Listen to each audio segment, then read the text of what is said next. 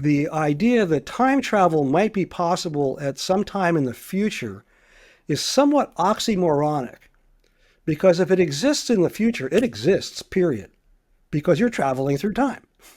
So there's no idea that at some point in the future we will figure out time travel, because if time travel is a possibility, then it exists throughout time. Welcome back to another episode of our podcast. Today's guest is Paul Schatzkin, a visionary author who is known for delving deep into the lives of obscure 20th century scientists. His most recent book, The Man Who Mastered Gravity, which tells this true life story of Thomas Townsend Brown, a little-known scientist whose pioneering work in relativity and gravity control was obscured by classified military projects and UFO speculations, and is the topic of today on our podcast. Thank you so much, Paul, for joining us. Thanks for having me. You started The Man Who Mastered Gravity in the early 2000s, and then you took a hiatus from writing it. You actually met Linda Brown, who was T. Townsend Brown's daughter, and some of the other characters in real life in this story, and then you just published the book recently. Take us through this journey. In your book, you call it a generational project, but you're basically talking about 2 decades between the start and finish of this book. And this just is an incredible journey and process. Well, for a long time, since my early adulthood, I have been interested in the parallel story of a man named Philo T. Farnsworth. I've recently created a video that I need to get online that explains how every video screen on the planet comes from the pioneering work that Farnsworth did in the 1920s to invent television, basically. That was the beginning of my interest in this realm of obscure 20th century scientists, was my curiosity about Farnsworth. I finished a biography about him in the summer of 2002. And as I was finishing that biography and imagining my new career now as a, quote, biographer of obscure 20th century scientists, and wondering what my encore project would be, I got an email out of the blue from somebody that introduced me to a man I'd never heard of named Thomas Townsend Brown. And when I began to do a little bit of cursory research, I found some websites that associated Thomas Townsend Brown with the purported or alleged discovery of a gravity control effect that he discovered at about the same time that Philo T. Farnsworth came up with the ideas that produced electronic video. I adopted that in late 2002, early 2003 as my sophomore project, so to speak. And I had some communication with the Brown family through his daughter, Linda, who was born in 1945 and had worked at her father's side for many periods during the 1960s primarily and into the 70s. So she had firsthand knowledge of her father's work and was somewhat reluctant to get into it because there's so much mystery and intrigue surrounding Townsend Brown and what became of his work and the things that he was investigating, like looking into UFOs in the early 1950s. So there was some reluctance there, but she graciously agreed to work with me, and we formed a collaboration. And that started in earnest in about 2003. And she started sending me journal entries from journals that she'd been keeping through most of her teen and adult years. And then I went to work and found the material very difficult to decipher. I described it once as it was like trying to assemble a jigsaw puzzle when you had no cover of the finished puzzle, picture of the covered puzzle on the box.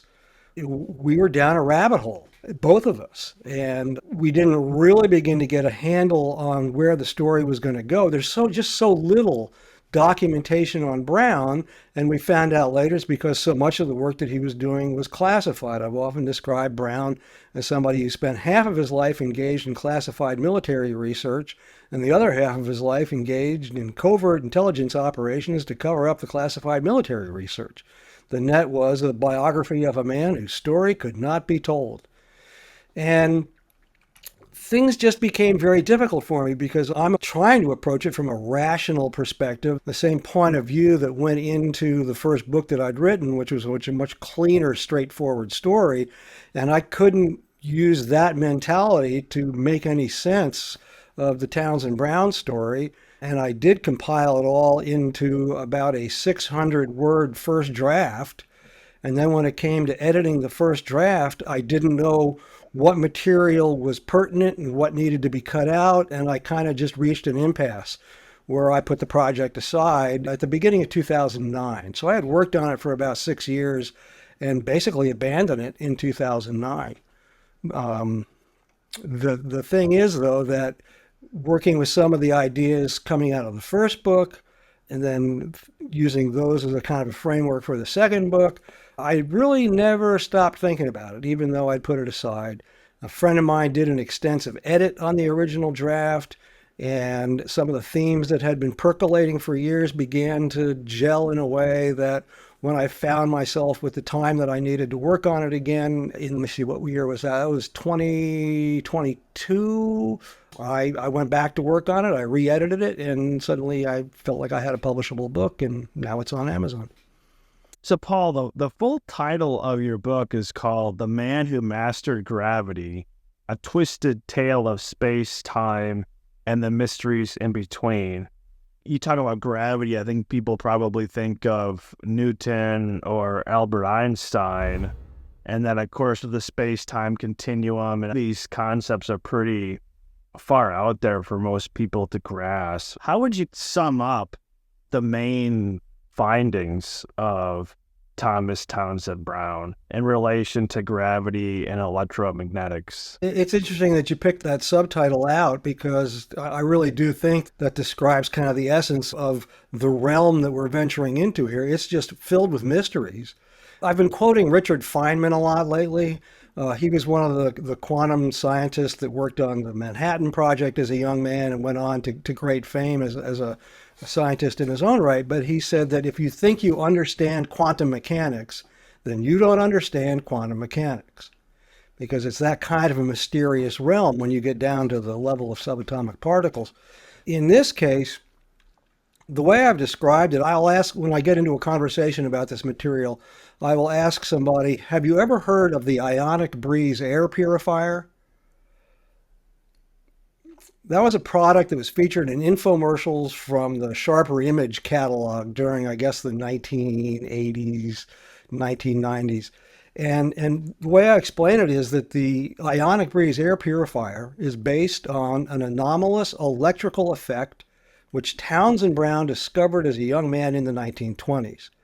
And there is a collective of people who would have you believe that that anomalous electrical effect, when applied in a different manner using different materials, produces an artificial gravitational field, or, for lack of a better term, an anti-gravity effect. Once we begin talking about, can gravity be manipulated in some way, you fall back on the general relativistic precept offered by Einstein that what we're dealing with is a space-time continuum, and that gravity is a curve in the space-time continuum caused by the presence of massive objects like planets and stars. So if we are talking about a space-time continuum where space and time are contiguous, and we are finding a way, as it is suggested in the Brown story that Brown did, of producing an artificial gravitational field by electrical means, then we are effectively bending space using an electrical device.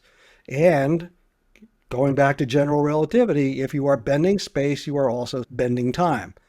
So now we are on the threshold of, if we can manipulate gravity, can we also manipulate time? And I offer that in a very speculative way. I'm not saying that this is something that I am certain is in the realm of possibility, but these are the mysteries of space and time that this story approaches. Do you like to study these obscure 20th century scientists? The 20th century is interesting because basically it was the end of the Gilded Age. So if you were born, say, right after the Civil War, you had no electricity or running water or internal combustion engine, and all of a sudden during the Gilded Age with Rockefeller making the petroleum and gasoline, we went to having plumbing and electricity and the internal combustion engine. And then you get into the 40s with World War II, where all of a sudden now we have supersonic jets. And to think 50 years before, you had the Wright brothers who went, what, like 13 minutes in the air, whatever, at Kitty Hawk, North Carolina. Not even. I think the first flight was a minute and a half. Yeah, I'm probably over exaggerating it. But we went from kind of living, I wouldn't say in the Stone Ages, but it wasn't too far off in the Civil War era, to that Industrial Revolution in the U.S., to then in the 1940s, where you were having pilots do Mach 2 and these supersonic jets. But this was a really interesting time period for science because, as you mentioned in the book, with Sputnik being launched by the Russians in 1957, you basically had the Cold War. So you had basically a science war in the 1940s, 1950s, and 1960s. And it seems to me that that era maybe was almost the pinnacle. Like even SpaceX, Elon Musk company, they say they can't even get to the moon in 2023.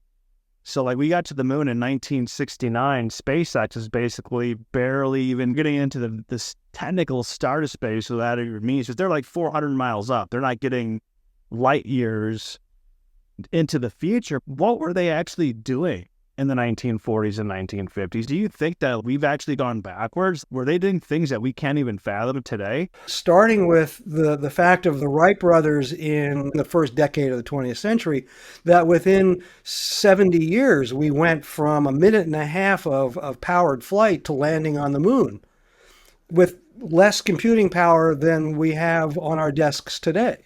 Now, I want to also go back to your use of the expression obscure 20th century scientist. That was just a brand that I came up with when I was trying to define what it was I was doing in this new career that I had after the internet business that I'd run in the 1990s ran its course and I sold it. And now I was writing books about starting with Philo T. Farnsworth. And you use that expression because it's the expression that I use. And part of what draws me to it is the irony that, in fact, the man who made all of this visual technology that we're dealing with now is obscure, that we don't know him, we don't speak his name in the same sentence as Einstein and Oppenheimer or Edison and Tesla and people of that ilk. That was one of the great achievements of the 20th century. And it's been lost for a variety of reasons, not the least of which are the companies that have seeded this idea that television was too difficult to be invented by a single individual, when in fact it was. So that's one aspect that I wanted to touch on based on what you were saying a moment ago. The other is you kind of circled around what I think is the momentous consideration in all this, which I've been doing a bit of study about recently so that I have some more mastery when I'm talking about it, but that is Einstein's Annus Mirabilis in 1905. And that's the year that he released the 4 papers that defined the science of the 20th century. And it's a clear point of demarcation there between the classical physics of Newton and even Maxwell, who did a lot of the electromagnetic theory that got us that far. But then once Einstein begins to introduce relativity, the photoelectric effect, and E equals mc squared, then things just, they make a severe right shift into an entirely new realm. And the inventing of television is pertinent to that point because all the attempts at television prior to that were based on 19th century technology. They used a mechanical spinning disc. But once Einstein had defined the photoelectric effect very clearly in his first paper in 1905, then we had the theoretical means to take all the mechanics out of it and do it purely with quantum forces, which is what Philo Farnsworth figured out in 1921. And I make the point in a presentation that I've been working on that I need to finalize and get online, that it is an interesting accident of faith that we had this scientific shift starting with Einstein's papers in 1905. Philo T. Farnsworth was born in 1906. Townsend Brown was born in 1905. So they grew up in a world that had never not known quantum mechanics and the sciences of relativity and that era. So they have an entirely different paradigm to work from.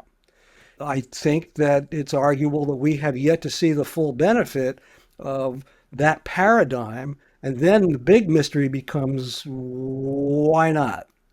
And how much veracity is there to the theories that they presented? I've always been intrigued, going back to the Farnsworth story, that he spent the latter years of his life developing a nuclear fusion device. And Brown was working on gravity control devices. One of the things that made it all start to make sense for me was when I was willing to accept the possibility, and again, I'm not saying that this is a fact, but my supposition that fits it all together for me here is that if there are indeed advanced civilizations gallivanting around the galaxy, I'm going to guess that they have two technologies at their command: nuclear fusion energy and gravity control, which are subjects that mankind has kind of reached the threshold of in the past century.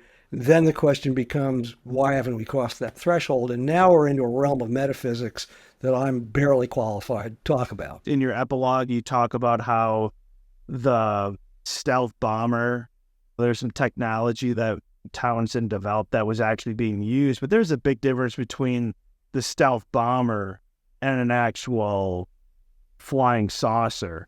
Yeah, the theory on the B-1 bomber is that it is employing the Biefeld Brown effect, which was the name given to Townsend Brown's discovery from the 1920s, that it uses the Biefeld Brown effect in order to effectively surf an electrostatic wave. The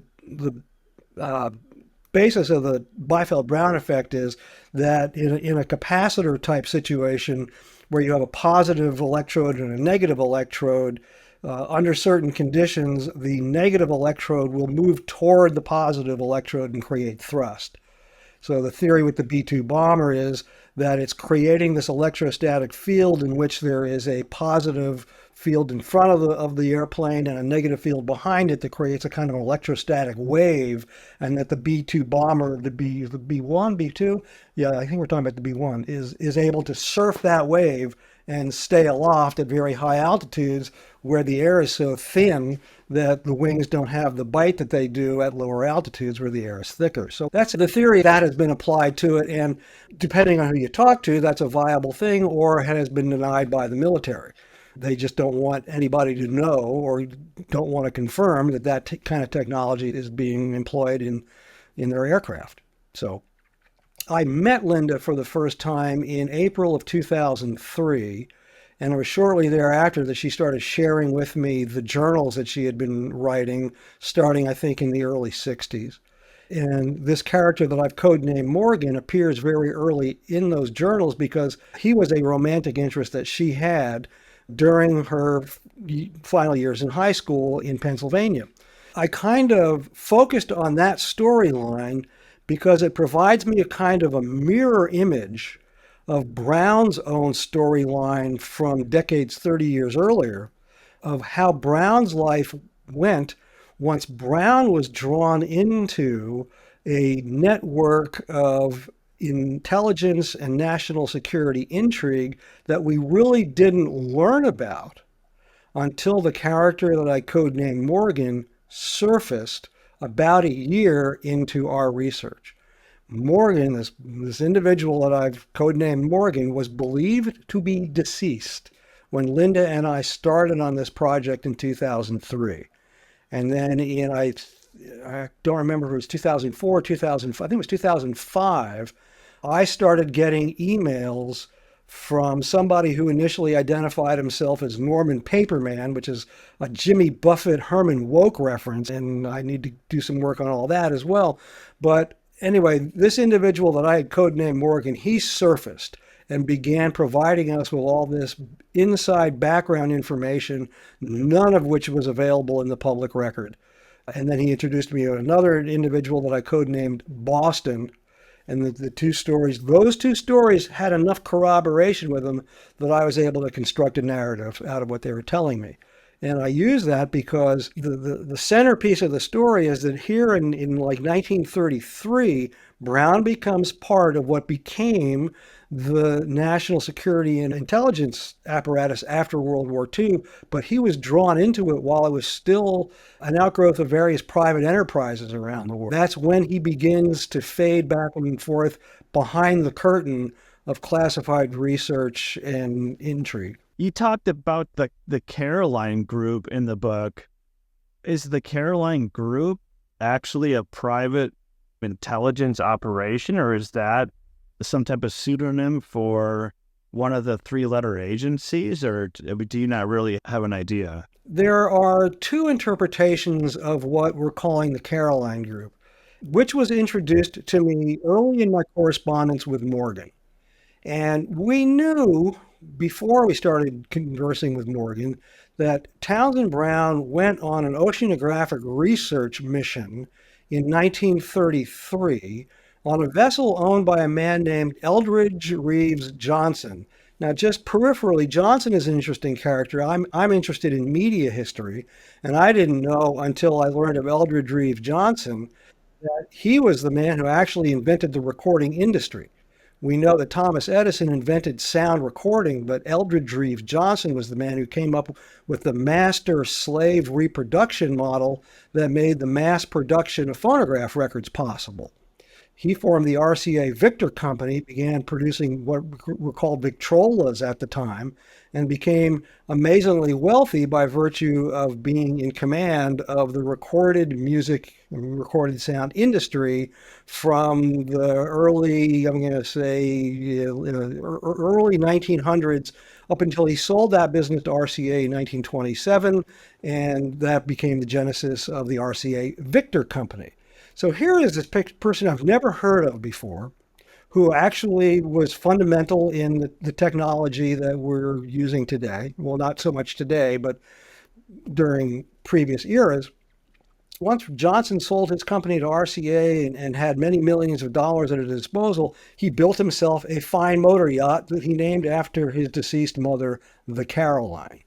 And he loaned that vessel to the Smithsonian Institution in 1933 to conduct an oceanographic research mission where they cruised through the Caribbean Ocean and dredged things up from the bottom and were doing oceanographic research. And Townsend Brown found himself assigned from the Navy to go on that vessel primarily as a radio operator. And the story that I was told, and which I tell in the book, is that Eldridge Reeves Johnson, because of his global business interests, was also connected to similar interests in Europe, primarily fronted by a man named William S. Stevenson, and that Brown, that they had between them, let's just use the example of Johnson and Stevenson, they had between them a kind of a private, for lack of a better term, intelligence network that shared business information.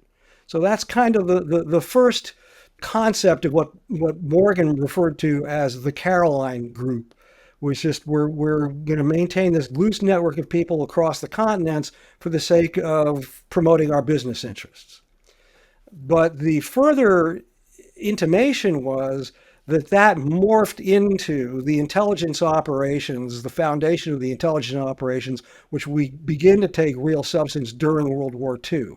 And in fact, this man, William S. Stevenson, who I am told visited the Caroline Group while I was in port in the Bahamas before the expedition began, that Stevenson became the man that Winston Churchill turned to in 1939 and 40 as the war is starting. Stevenson was the man that Churchill turned to create the intelligence network that eventually won World War II. And so if you've ever heard the expression, a man called Intrepid, Intrepid is the code name that Churchill gave to Stevenson. And Stevenson created the intelligence networks for Great Britain. He recruited William Donovan to create the intelligence networks for the United States. That was initially the OSS. The OSS becomes the CIA and so on. And now we're in to the national security establishment of the 1950s and 60s.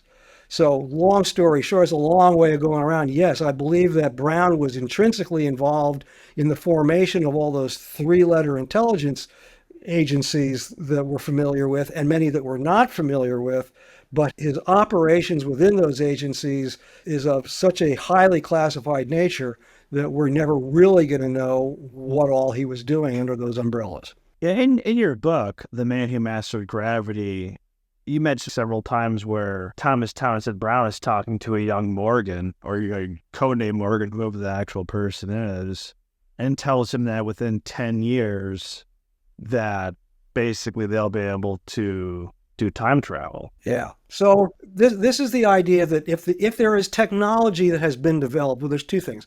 If there is technology that has been developed Whether or not it comes out of the work that Townsend Brown was doing, where he was theoretically producing artificial gravitational fields, the story that I was told was that Townsend Brown was recruiting Morgan into whatever is this mysterious intelligence operation that Morgan called the Caroline Group. And William Stevenson is still part of it. And then how far do you want to go with what is the full nature of that intelligence group is we'll come back to if you want. But yes, there were a couple of times when Morgan is spending late nights. He's romancing Linda during the day and spending late nights in Townsend Brown's laboratory in Florida. And Townsend Brown introduces the idea of time travel and says, if you could travel in time, what would you do? And Morgan's first answer was he wanted to go back in time so that he could rescue his young sister who had drowned in a swimming pool accident when they were kids. And Townsend said to him, well, that's not how it works. And we could spend hours talking about if there is time travel, how would it work? And I don't have the answers to those questions. But the point that I like to make is that the idea that time travel might be possible at some time in the future is somewhat oxymoronic, because if it exists in the future, it exists, period, because you're traveling through time. So there's no idea that at some point in the future we will figure out time travel, because if time travel is a possibility, then it exists throughout time. So my supposition is that the extreme interpretation of what the Caroline Group is what Emily St. John Mandel, she was the author of Tranquility Base and Station 11. And in Station 11, she has this paragraph which says, if time travel was possible, somebody would have to be governing it, because you would want to be able to go back in time and make things not happen or make things happen. And the intimation that I'm drawing is that, well, maybe that's in its extreme interpretation, beyond simply being a national intelligence and security apparatus. That might be what the Caroline Group is. And I say that fully aware that in order to be even remotely credible, I got to go downstairs and put on my tinfoil hat. So, and that's why it was so hard for me to grasp all this, and why I had to run away from it for so long, because I like to think of myself as a relatively rational individual. I approach these things from kind of a show me state mentality. I need to see proof. And so I had to be able to write about things for which I knew there wasn't going to be any proof in such a way that I could try to draw people into the realm of possibility. What percentage do you think, whether it's the U.S. government or some other government around the world, actually has a quote-unquote flying saucer, which is basically just a device that, say, has anti-gravity propulsion? Do you think that actually exists right now? So it's interesting you asked me to do it on a percentage basis. Maybe if I said I think there's an 80% possibility that already exists.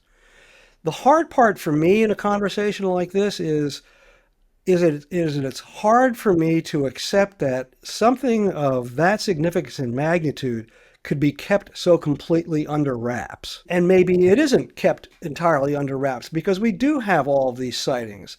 And now we are having congressional hearings into what might the government be concealing, or what might the government be doing that's off the books. I think it's a really tall order to say that technology of that nature could exist without public knowledge. So that said, it's interesting to me that while we're having this conversation, we are also under the penumbra of the conversation that was invoked this summer around Oppenheimer and the Manhattan Project. And so there's an example of something that was kept completely under wraps until it was the time to reveal it. So it's not a complete impossibility that something of that nature could be going on outside of public knowledge. And the Manhattan Project is as close as we come to having an example of that. Recently, we've had several congressional hearings about UFOs or UAPs, which kind of the mainstream view or the consensus view, whatever terminology you want to use, has always said it was more of a conspiracy theory. We kind of talked about some of these congressional hearings beforehand. What information has come out that has guided you in what direction you think is probably the most accurate right now? Well, it's interesting to me. In the last week or so, I've had cause to look a little more closely at the congressional testimony that was given back in July primarily by this individual named David Grush, who has gotten a great deal of notoriety around his attempts, at least, to offer some revelatory testimony. What's interesting to me is I described Grush in a blog post recently as he strikes me more as the whistleblower who puts the whistle in his mouth but can't blow on it, because he really hasn't given us anything of substance that's new. And so much of his testimony is hearsay. It's like somebody told him something about something and now he's telling Congress about it. And so it's a couple of steps removed, and that makes it hard to be able to say, okay, we know for a fact now that there are either vehicles from other planets or galaxies or other nations' secret technology or our own secret technology. These are all the possibilities. And we still don't have any conclusive evidence that's one or the other or none of the above. So I have to look at some of the conversation with a touch of skepticism. But here's one of my governing principles. It's the statement made by Arthur C. Clarke, who was the principal author of 2001: A Space Odyssey. He said, "The universe is not only stranger than we imagine, it is stranger than we can imagine." And you can see the evidence of that when we go back to talking about Einstein and the shift in the early 20th century. Suddenly a whole universe that was not even remotely imagined prior to the 20th century, we were living in through the course of the 20th century.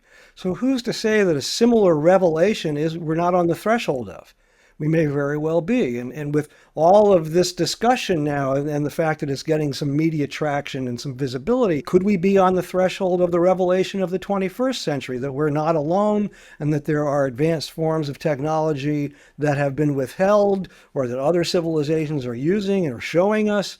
These strike me as the possibilities that might be afoot, but I don't have any more substance than anybody else to say, yeah, that's what's really happening. But there was a big transition at the beginning of the 20th century. Maybe there's a transition along those lines, less of a scientific nature than of a kind of a metaphysical nature, to deal with the fact that humanity is not alone in the universe. Maybe we're being set up for that. I wasn't sure if in the book you were trying to make this analogy or not, but you brought up the movie Back to the Future. In your book, The Man Who Mastered Gravity, the scientist's name is Thomas Townsend Brown. What was the doctor's name in Back to the Future? It was Doc Brown. Doc Brown, yeah, right. I forget his first name, but it was Doc Brown. Right, yeah. it was Doc Brown, and then, of course, right. He's working on this time machine as Back to the Future, and then he was discredited, and then as you talk about in the book, where there was this security breach at Pearl Harbor in the 1940s, so then basically Thomas Townsend Brown had to discredit himself so it didn't fall into the hands of the Soviets. Do you think that Back to the Future is kind of even loosely based on Thomas Townsend Brown, or is that just a coincidence? Can I answer that just by saying yes? So yeah. So I'm glad you brought that up, because I will go back to when Back to the Future first came out. So that was in the mid-1980s. And by then, I had already been on the Philo Farnsworth case for about 10 years. And honestly, what drew me into the Philo Farnsworth story, and I'm sorry to be promoting both of my books in one phone call, but what drew me to the Philo Farnsworth story was a revelation I first heard, I think, in 1973, that in the latter years of his life, Philo Farnsworth took things that he learned in the course of developing his television invention, and he applied them to a nuclear fusion device. It's called the Fuser. I actually host a website at Fusor, F-U-S-O-R, Fusor.net, people who are experimenting with what Philo Farnsworth was doing in the 1960s and are actually producing stars in a jar. So I say that just to predicate the revelation that when I saw that I was interested in fusion as much as the inventing of television, and this was years before I'd ever heard of Townsend Brown.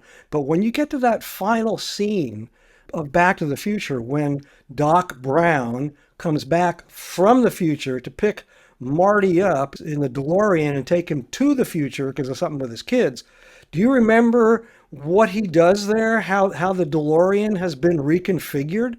So remember, part of the plot of Back to the Future was coming up with enough plutonium to fuel the flux capacitor, which was the time capsule, the time travel device. And we'll come back to the use of the word capacitor there in a second. But when he comes back from the future. He has it says Mr. Fusion, home nuclear reactor on the back of the DeLorean. And suddenly the DeLorean is fusion powered. And when I saw that, I just blew my head off.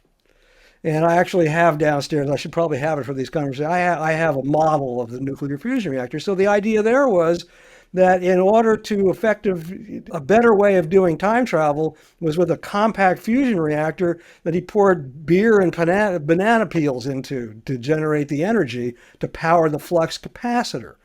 And then the other thing that intrigues me there is the use of the word capacitor, because now we're talking again about Townsend Brown's research, and the Biefeld Brown effect that we were talking about is something that's manifest in a capacitor. So what are the odds that you would have a fusion-powered flux capacitor and that isn't somehow connected to some reality that hasn't been revealed yet? Now, is your head exploding here? Because mine is. Yeah, when I was reading that, I'm like, well, it sounds like the Back to the Future movie might be based on this character. I mean, you didn't say it outright in the book, but that was the interpretation that I received. I think it's a fascinating coincidence that the subject of time travel is introduced in the course of Townsend Brown's life, that we're talking about this clandestine organization, that we don't know the full extent of its influence. And then we see this movie in the 1980s where we're looking at a fusion-powered time travel machine operated by a man named Brown. And so that raises the possibility, is the Caroline group of such a high level of intelligence that is seeding mankind for this next generation of possibilities through various forms of art and culture, which is something that Morgan intimated to me late in our correspondence, and I referenced late in the book. Elon Musk, who's probably the most active investor in space travel right now, says that the universe would be basically like we're in a computer simulation, so it'd be digital. If we actually are in a computer simulation, that it seems like anything would be possible, but at the same time it's possible because it's all kind of fake. I am not drawn to the computer simulation theory. And I will use a little bit of my McLuhanist media theory here to explain why I don't think that's valid. I think that what you hear in that is not so much a reflection of what's going on in here, but a reflection of our means of perception. And we now have computers at our disposal, and we are able to create simulations. So what we've done is reflect that back on civilization and say, oh, okay, so now we're just a computer simulation. To me, saying in 2023 that the world is a computer simulation is the 21st century equivalent of Shakespeare saying in the 17th century that all the world's a stage, because that was what they knew. That was the reality, the lens that they could interpret the world through. So Elon Musk saying the world is a computer simulation is because that's part of our understanding that when we can use to reflect back and try to interpret the world the same way Shakespeare said all the world's a stage. So I'm not buying the computer simulation theory. Now, if you'll permit me, I'm going to go off on a little bit of a tangent here because this is one of the unifying theses in the work that I've been doing. Because you mentioned SpaceX, and Elon Musk is using rocket power to try to take humans to Mars, which I also think is an exercise in futility, but that's another topic. So I want to talk about, for a minute, the two things that, to me, unify these two stories. And that's something that Philo Farnsworth said in the 1960s about fusion power, and something that Townsend Brown said in the 1920s about gravity control. Farnsworth always dreamed that he was going to travel in space himself. And when you consider how far we went in the years between Kitty Hawk and Tranquility Base, it was not an unreasonable expectation. But when he talked about space travel, he used the analogy of the pineapple and the pea to describe our space travel vehicles. So take, for example, the Saturn V rocket that put man on the moon. What you have there, metaphorically speaking, is a launch vehicle the size of a pineapple and a payload the size of a pea. And most of the energy of the launch vehicle is burned up getting the rest of the fuel out of the atmosphere. That's why you can only have a payload the size of a pea, because you have the fuel, just the amount of fuel it takes weighs so much that you need 5 million pounds of thrust to get it all off the launch pad. Payload, so the pineapple and the pea. He believed that with fusion energy at our disposal, those ratios would be reversed. You'd have a launch vehicle the size of a pea and a payload the size of a pineapple, metaphorically speaking. So that dovetails, for me, how Townsend Brown described the future of space travel, where artificial gravitational forces would be employed. And there's a story in The Man Who Mastered Gravity when Brown is courting his wife, the woman who would become his wife, Josephine. He takes her sailing. And he's already told her some of his ideas, and she can appreciate that he's got a different way of seeing things. And she asks him outright, so what do you think mankind will achieve in the future? And what he says to her is, we will travel in space. We will leave the planet as easily as this sailboat pushed away from the dock.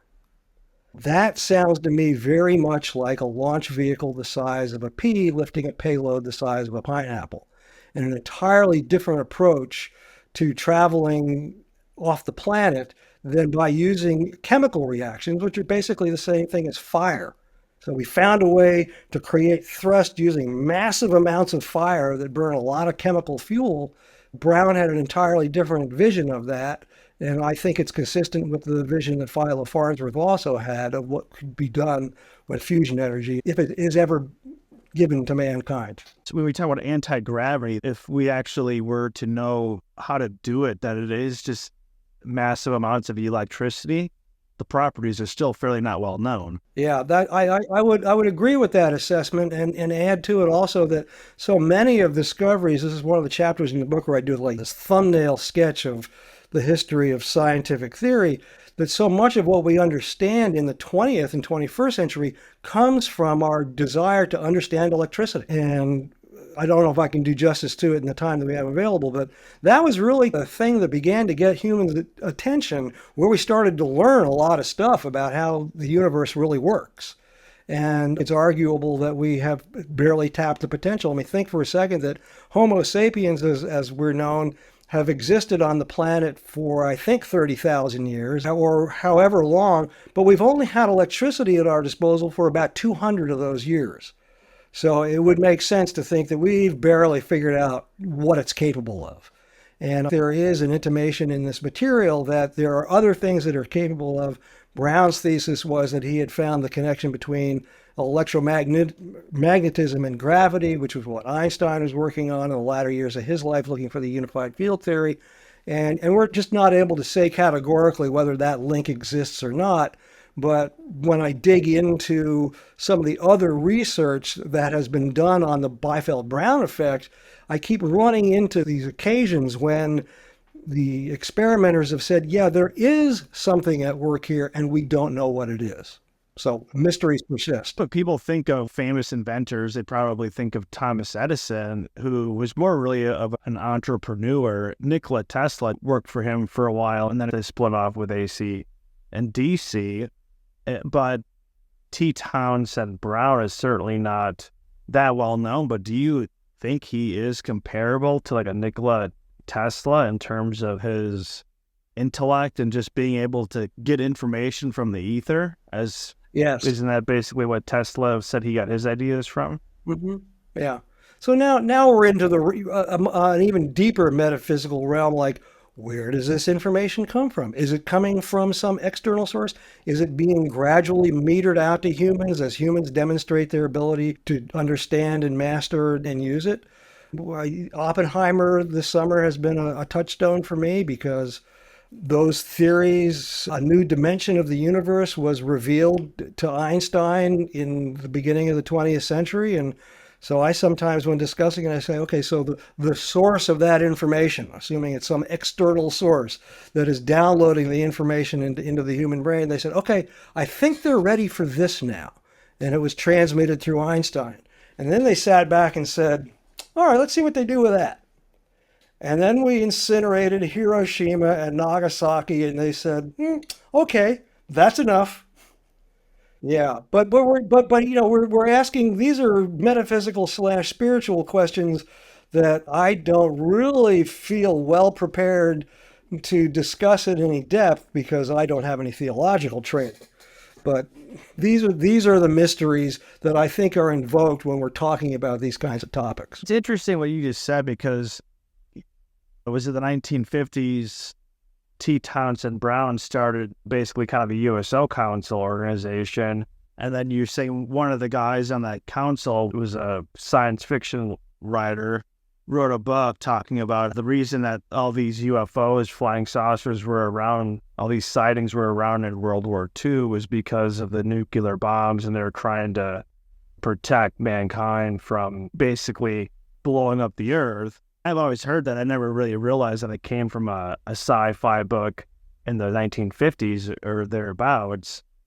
Do you think that there's actually truth to that? I mean, it was from a science fiction book, but I think you always kind of hear that narrative that these first UFOs were sighted around World War II. But then, as you mentioned in the book, T. Townsend Brown said that there's references in the Bible to, chariots of fire and terminology like that. So what I can speak to that is just going to be my personal intuition and feeling that once we started exploding atomic devices, it's arguable that would have sent an electromagnetic pulse through space that other civilizations might have picked up on and said, oh, look, the humans are here. And then they came down to see what was going on. And there are many instances, and I think this was maybe discussed in the Grush testimony or in some of the conversation around that, where a lot of these UFO sightings are around nuclear installations. And that there are a couple instances, I believe, in the lore where nuclear installations have been neutralized by the presence of whatever devices are hovering over them. It's arguable that there's stuff going on there that we can't really take into account with the knowledge base that we have at our disposal, readily at our disposal, for what is accepted as truth in this time and space. But there are a lot of things going on. We don't know what all the after effects are, and certainly setting off an atomic bomb or a hydrogen bomb releases forces that are going to have some impact beyond their immediate destruction on the ground. As the opening quote in the book says, the universe is filled with magical things, patiently waiting for our wits to grow sharper, which they do, seemingly very slowly. Yeah. And along the way, human nature kind of gets the better of us. I can imagine that an entirely different civilization, once exposed to the knowledge, for example, of E equals MC squared, might immediately have sufficient background to go right to, oh, well, if we do this, that, and the other thing, we can put a star in a jar and get incredible amounts of electricity out of it. They might have gone straight to that. But humans said, oh, look, we can blow stuff up. Maybe it possibly happened, right? Isn't that what's the old Indian book? I don't know how to pronounce it, like the Maharaka, whatever, right? Where I think it is the Bhagavad Gita. Yeah, that's it, right? Or didn't they? Yeah, that's the text that Oppenheimer thought of and quoted after the Trinity test. I am become death, the destroyer of worlds, is a line from the Bhagavad Gita. Because they basically postulated that the whole society nuked itself, and they even say that when you fly over that area, there's massive radiation over those parts, and that's what they postulate, right? Like that was. Yeah, if you do a Google search for Vimanas, you'll encounter this idea that there was a whole civilization in the Asian continent that obliterated itself. Do you think it's possible? Because you always hear of ancient civilizations that were highly more intelligent, whether that came from off this planet or on this planet, but do you think there is some possibility to that? Well, you're asking me to make a generalization around a possibility, and I will answer that in the affirmative. Yes, I believe that's possible.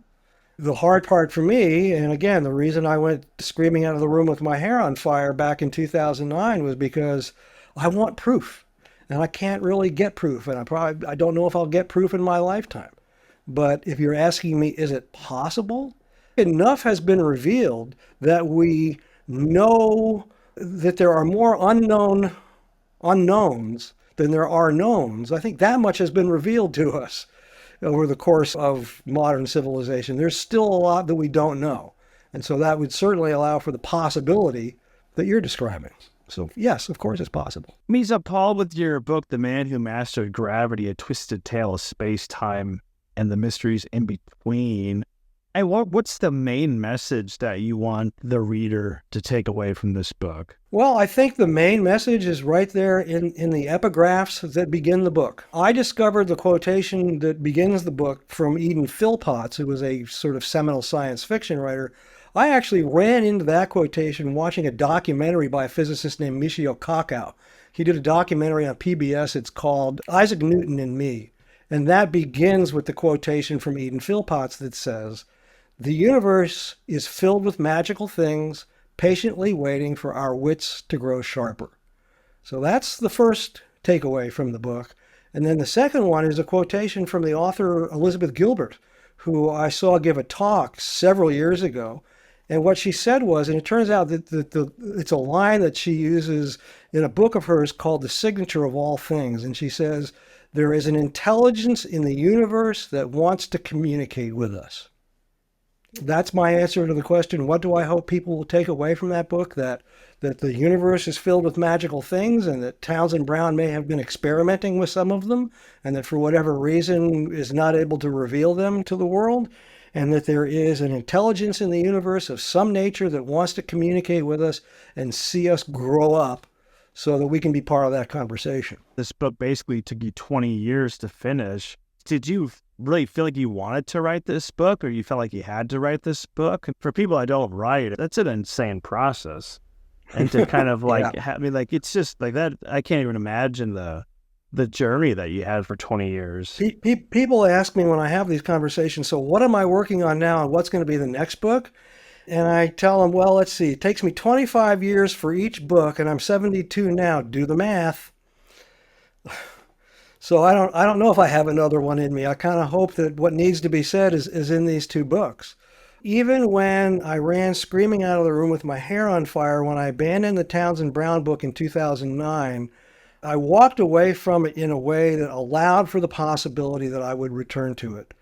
There's a story in the book about when Brown was trying to cover his tracks. There's a period there where he just started working in a dry cleaning service in Washington, D.C., and he told anybody who asked that he was done with science for all time and he was just going to lead a conventional prosaic life. Well, when what I did do when I walked away from the project was I published that first draft online so that the material would be out there for anybody else that wanted to see it. I didn't promote it or do anything with it like I am now, but I published it. The name of Townsend Brown's laundry service was Embassy Laundry. And so the original draft of the book, when it was published online, it was published by Embassy Books and Laundry. So that was my nod to the fact that I knew I would come back to it at some point. And even though I'd put it away, the themes embodied in that story and the themes in Philo Farnsworth's work and the way they dovetailed together, that stayed with me. So it took a while for me. I went through several changes in my life, and I had like this open field, and I had this edited text that this friend had done for me that I needed to open up and reconstitute in order to come up with the text that you have now. But I never felt that I was never going to finish it. I just didn't know when. So there was some compulsion there all along to not leave this as an unfinished work. And what the motivation for that was, Right. Yeah, Paul, you mentioned that you're 70s, and so yeah, you lived in the 60s and some of course decades ago, right? Not to I was at Woodstock. You're at Woodstock in 1969. 69, right? Yeah. All right, 1969, but it seems to me, like I'm 41, so you got 3 decades on me, but it seems like, at least, especially when you go back and look at old footage and stuff, that I think people were just smarter years ago. Like you're saying, E equals MC squared has been around for over 100 years. It seems like the math is there, but it's just like now, if you don't have this consensus view of science, you're basically like canceled. And you have to be kind of like an outside the box thinker. Now it's just like you got to be in this box, and if you're not in that box, people think you're a nut job. I mean, maybe it's always been that way. I don't know, but Well, it has always been that way. There's a quotation in the Philo Farnsworth biography that begins one of the chapters from, I want to say Kierkegaard, but I'm not sure. Anyway, the quotation is, the truth goes through three stages. In the first, it is ridiculed. In the second, it is opposed, and often violently. And then, Schopenhauer, not Kierkegaard, it was Schopenhauer, said in the first stage, the truth is ridiculed. In the second stage, it is opposed and often violently. And in the third stage, it is recognized as having been self-evident all along. So, yeah, things that seem impossible and ridiculous one day are accepted as established fact the next, but they always have to come in from the periphery, and they always have to go through entrenched interests to get to the center. And so part of what's embodied in my stories is how some of that has happened with some of the most notable, at least within the case of television, with the most notable invention of the 20th century. A fact which is completely obscured by the revisionist history around it. I guess my just overall thought was we got 8 billion people on the planet. There's got to be a lot of outside the box thinkers if they're given the opportunity to. It just to me just doesn't seem like this anti-gravity stuff mathematically, especially now with AI, should really be that hard to pull off. Well, the question that raises for me, again, because of my experience with all this and the simultaneous skepticism to believe it and the willingness to, is there some measure of intelligence or contact there that humans, given their proven nature, are insufficiently mature as a civilization to adapt to? And so is that information being withheld? Is there some intelligence in the universe that knows that these things, as you say, are mathematically possible? What are their repercussions in terms of our presence in a larger galaxy and universe? Do we want to unleash somebody, a species, a civilization that goes first to an atomic bomb? Do we want to unleash that intelligence into a larger universe, or do we want to see it mature more? As even Oppenheimer was trying to do in the later stages of his life. He was trying to develop the idea of controlling nuclear proliferation. These are the larger questions, and the reason the word mysteries is in the subtitle of the book is because I can get to the edge of these things, but they are very deep and difficult topics to get into a larger conversation about because they defy conventional logic. They're right at the realm between being ridiculed and opposed. Yeah, that's very, very interesting point there, Paul. So we have Paul Schatzkin, but pronounce it properly this time, who is the author of the book The Man Who Mastered Gravity, A Twisted Tale of Space-Time and the Mysteries in Between. I've got two final questions for you, Paul. One, just where can people find you if you want them to find you? Where can they buy your book? Since we're talking primarily about The Man Who Mastered Gravity, I will give you the URL for the website that I've created for that work, which I've had since about, 2005. That's the easiest URL for somebody that's just listening to remember. It's just ttbrown.com. And so if you go there, you'll find links to the book on Amazon. You'll find links to my various posts on the subject over the course of many years. If you're interested in the origins of television, and sometime in the next week or two, I hope to have a video that I've created that crystallizes all the thinking that I've had about that, about why that's obscure, what Farnsworth did later in his life. But that's at farnovision.com. And the genesis of that was years ago when I was trying to get a movie for television about the boy who invented it off the ground. And I was working with an agent, and he saw that the guy's name was Farnsworth. He said, well, if television was invented by somebody named Farnsworth, why don't we call it Farnovision? And so years later, when the internet became possible, I registered the domain Farnovision, and that's where you'll find all the work about Philo T. Farnsworth. And if you have any interest in the work that he did in the later years of his life to perfect a nuclear fusion reactor, go to fusor.net, Fusor.net. So there's some fairly simple domains easily memorized. As someone that's in his 70s, you were early on in the internet. Where do you see the potential of AI going in the future in terms of as an investor? As an investor? Yeah, or a way to capitalize on it. Can, can, can I get in the time machine and go back in time to that moment when I was going to buy Apple stock and I didn't? I really appreciate you taking the time. What's just the final thought? Try to stay open-minded. There are many more things afoot in the world than we can take into account given the six senses that we have. And I hope that those things will be revealed as we are ready for them. My dear friends, that is it for this episode of El Podcast. Once again, if you're not yet subscribed, please subscribe on YouTube as well as Rumble. You can also find us on Spotify and Apple Podcasts or wherever you get your podcasts from. We thank you all from the bottom of our hearts for watching and listening, and we will see you on the next episode.